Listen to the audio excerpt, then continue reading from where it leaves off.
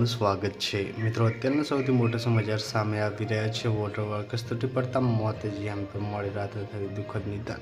તો મિત્રો શું સંપૂર્ણ મામલો આજના વિડીયોમાં જણાવશું। વિડીયોમાં અંત સુધી બને ચેનલ પર નવા હોય તો વિડીયોને એક લાઇક કરી ચેનલ સબસ્ક્રાઇબ કરી દેજો।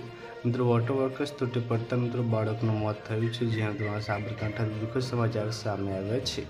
સાબરકાંઠાના પોશીનામાં વધુ એક દુર્ઘટનાનો બનાવ સામે આવ્યો છે।